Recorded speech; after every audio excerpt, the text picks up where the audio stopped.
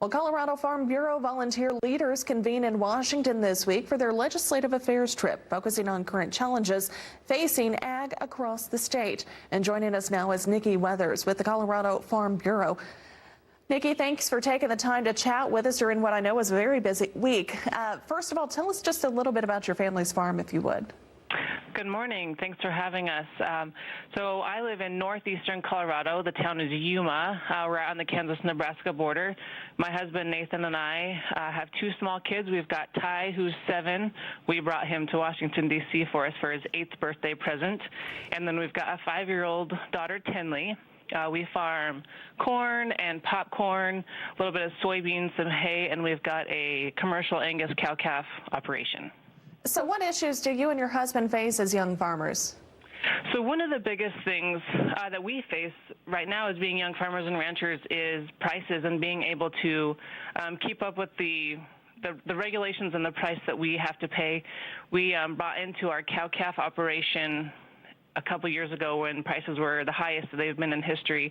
And so for us to be able to come in and purchase what we have now as our cow-calf, we've got about 250 cows. It's hard to keep up and hard to, with down prices, it's hard for us to keep paying those bills and paying what we need to and being able to make it. What do you want lawmakers to know since you're having the chance to meet with them this week? I think the biggest thing that we need to know is having that trade that just got closed off. Those markets have to be open for us and able to afford to be able to continue to farm and ranch. We are young producers, and we've bought in at times when prices are so high. And so for us to be able to have enough diversification in our operation, we have to have open trade.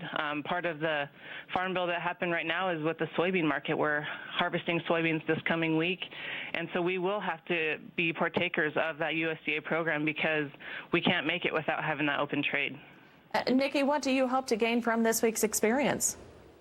So we hope to have that open conversation, that connection with our lawmakers that shows them what happens in real life, where it's easy for them to be having those talks up here, but when we go back home, we have to be able to have those conversations open and honest and all the time, and so that they know how those affect us back at home. To know that we have to have open trade, to know that we have to have that farm bill passed, because if not, it's going to be hard for more and more producers to keep producing. All right, Nikki, thank you very much for taking the time to chat with us. Again, Nikki Weathers, she's with the Colorado Farm Bureau, but traveling to Washington, D.C. this week to meet with others in the